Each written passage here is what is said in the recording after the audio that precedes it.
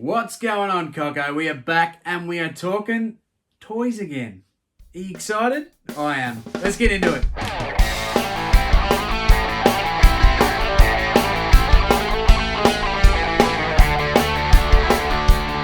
don't you get up and about when we start talking about a bit of toy action, eh?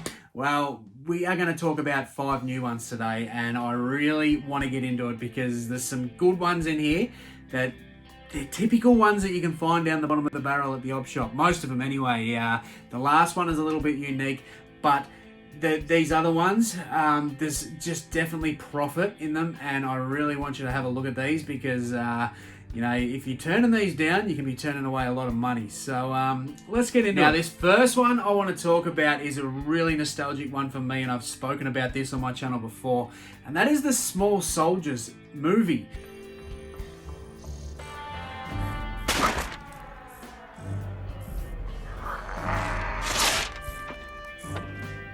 So in 1998, that was released. It was basically Toy Story, but cool. The toys come to life. They had a chip put inside of them. It was basically ammunition. They went out and they were fighting and all that sort of stuff. It was so good. And now I want to give a quick shout out to my good friend Charlie. She actually thrifted something so cool this week, and I have ended up getting it off her. Her children didn't want it, so I'm very grateful. But this is Archer from Small Soldiers. He's one of the Gorgonites. So look at this one. He even talks. And I am Archer, leader of the Gorgonites. You're a champion, Archer. This is definitely a keeper for me. I always fucking settle down. I always wanted an Archer. I never got one, and now I have one. So thank you very much, Charlie. This is going on the shelf with pride. Now I need to get this is a 12-inch Archer, so I need to get a major chip now. I'm going to keep the eyes peeled for that. So I'm actually going to build up a little Small Soldiers collection.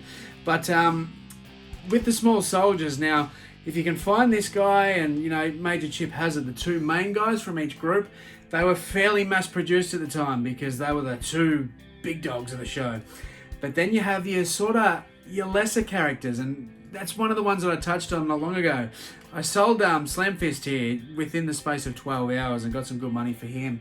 Insaniac, you're getting around $40. A lot of these figures you can get $40, $50 for. So if you can familiarize yourself with some of these guys, it's gonna help you big time, because if you spot them in an oppie, as I said, Archer and Chip Hazard, you may only get you $30, but still, how often do they actually charge any more than $5 for one of these in an op shop?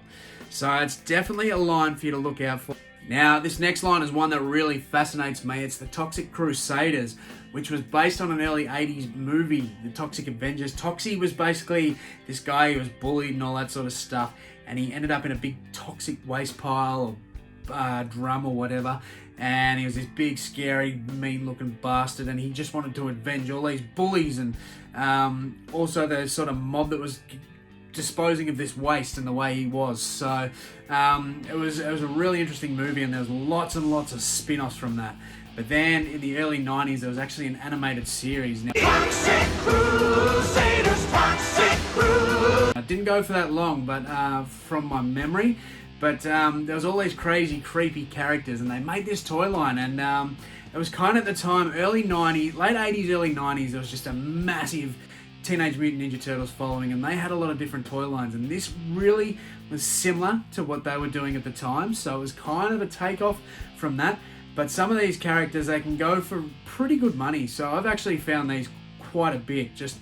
These are the typical ones if you find that big tub of toys and they're down the bottom, simple as that, because they're kind of weird to, modern kids, they don't want to see that shit down there. It's kind of creepy and stuff, but they're those really bright, vibrant colors of the early 90s that we all love, and these toys really fascinate me, and I think they look great, but people do collect them, and there is a little bit of a cult-like following for the Toxic Crusaders, so definitely if you spot these really bright orange, greens, and yellows on a figure, it's probably worth your time picking it up. We're the Stone Protectors, our stones of power. Now this next one is really cool too, and since I was on a bit of a Teenage Mutant Ninja Turtles theme, around the same time there was a new sort of spike in troll dolls, and I've spoken about troll dolls a few times now, but the troll dolls kind of were more based around for girls at the time, so a lot of the girls picked up on the troll dolls, and they wanted to find a way for the boys to kind of get in and enjoy these dolls as well.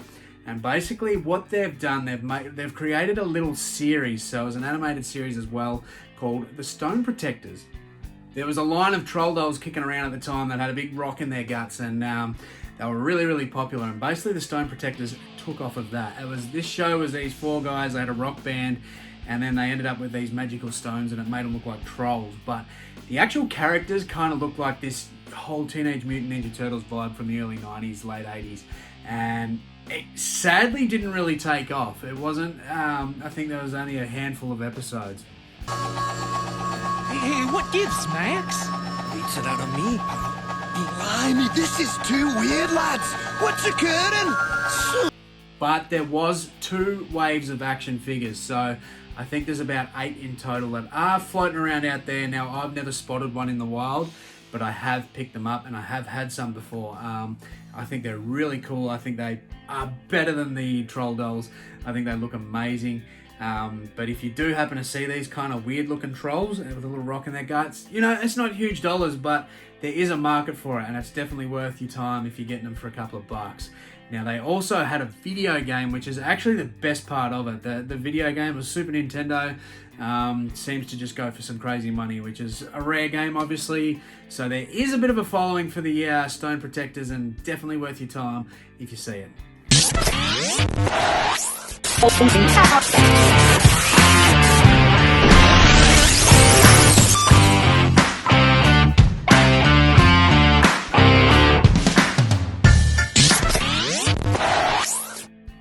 We're getting through these quick and I'm loving it, but the next one is the Galaxy Warriors. Now, have you heard of the Galaxy Warriors? Probably not, maybe you have, I don't know. But the Galaxy Warriors, now I'm sure you've heard of Masters of the Universe. He-Man, Masters of the Universe, was a really popular series in the 80s, an animated series, and the toy line even today is just massive. You know, people collect this hardcore. And I know why, because it's amazing. They're just some amazing, unique characters, and it just spews 80s vibes at you. Just that whole thing fascinates me. Now, I didn't really grow up with Masters of the Universe that much. Like, I remember watching it. I didn't have the toys as a kid. Having the toys as an adult's alright though. But it was just the bee's knees. It's what every kid wanted. They had the, you know, Masters of the Universe now. And I'm going to touch on Masters of the Universe in another separate episode dedicated to them because I have a lot coming. But some of that toy line, like some of the original stuff with their accessories, can go for mental money.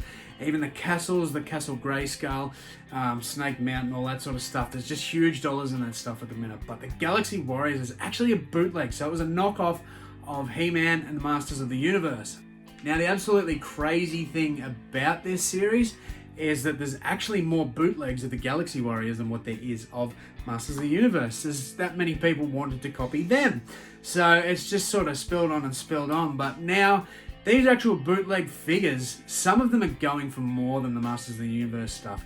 Like, I'm talking like you're getting $50, $60, $70 for some loose figurines that were essentially knockoffs of another show. So basically the reason why I'm bringing this one to your attention, because I know some people are always scared about picking up fake clothes from an op shop to sell on eBay and losing their account or whatever, but sometimes if you can see a toy and you think that it is that's just a knockoff, sometimes it's actually worth more money than the original series when it comes to vintage toys. So it's always worth your time looking into it. And Galaxy Warriors, there is a huge following for that stuff, and some of that stuff can go for really good money. And it's one that you can come across pretty regularly, especially if you're a garage seller.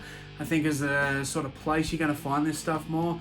You might find someone's tub of old toys, you know, a bloke in his 30s, he doesn't know or realise that his toys are worth that, and they're all sitting there in a drum for you. So if you do see these figures, and you know Masters of the Universe, you know He-Man, you think, hang on, that might be a bit of a rip-off of that, because it's not one of them characters.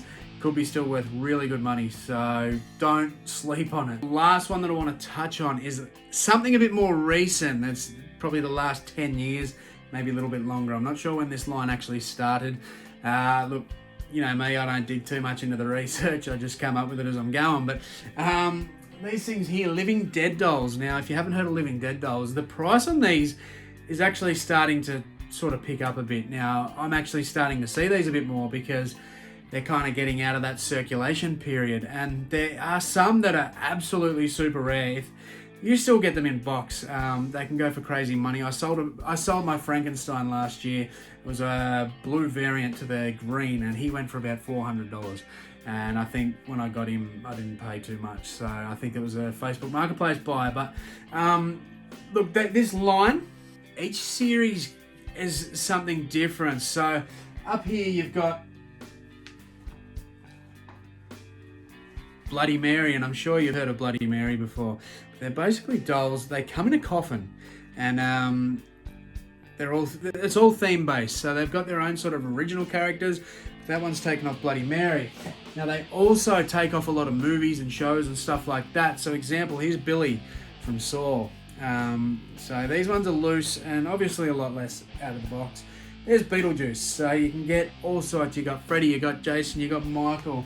They're all up there. You got then all these just random zombie. They got zombie themed series, but now there's so many of them out there. And if you do see these little creepy bastards, don't be worried that they're gonna fuck you up in your sleep, because it could be worth it. They could be worth a bit of money. If they take your family, it's all good. If you can sell it and get the profit, you laugh. Most of them will come in a little coffin like this, and they'll be there laid to rest with their death certificate. This is Jinx. Jinx and her Hellcat make quite a pair. Their path is paved with bad luck, so cross if you dare. And basically that's where they live, and you can shut her up and lock her in there. But I don't want to do that because she cries when you do that. So I think Mezco did an absolutely fantastic job of these dolls. We've got a little fella, I can't remember his name, and we've got the half head bitch there. She's a zombie. They're just a really, really creepy figure, and I am predicting that give it another 5 years, these are going to be worth a lot of money. They, as I said, they're not vintage or anything, but they're just a cool line, and a lot of goths like it, a lot of horror fans like myself. That's why I own some of these. I think they're fascinating, and when you were buying these off shelf, they were already about $50. So it's $50 to own just the basic ones, but there's so many of them out there now, and now I'm starting to see more and more of them get sold off. So I bought a lot off a lady a little while ago, and I think I paid $100, and it was quite a fair few of these, mostly still in box, and a lot of those have ticked on to sell for 80 to 100 each. So I'm talking, some of these are crazy money. So do not sleep on Live and Dead dolls, and do not sleep around Live and Dead dolls. So just a nice, quick, short one today. I just want to touch on those 5 topics, and I didn't have to go into the history of these. I don't want to dig deep into it because, quite frankly, I don't think you give a fuck. I think all you want to know is how you're going to make some money out of it. Simple as that. But basically, if you can find that and make a couple of bucks because of this video, I'm happy. But also, if you're finding something, you're going to on-sell it to a collector, and you're going to help complete a collection. That makes me even more happy that a collector's going to hold it instead of, sitting in the bottom of a tub at the salvos for 6 months and then end up in landfill. Or a kid that's not going to appreciate it, bite its head off and fucking throw it in the bin. Simple as that. And I'd hate for that to happen, and as a lot of that stuff's gone on with the toys over the years, they've ended up in landfills. So hopefully this helps them be saved if you can spot them. So I want to know, let me know in the comments, how many of these 5 did you actually know or have heard of? I'd be really interested to know, because I sort of changed it up, a couple more common ones and a couple that might not have been heard of. So I'd really love to know which one of these 5 you know, and which one of these 5 is your favorite. Now, I have had a bit of love on these toy videos, and people seem to like it. I love going back through all this stuff.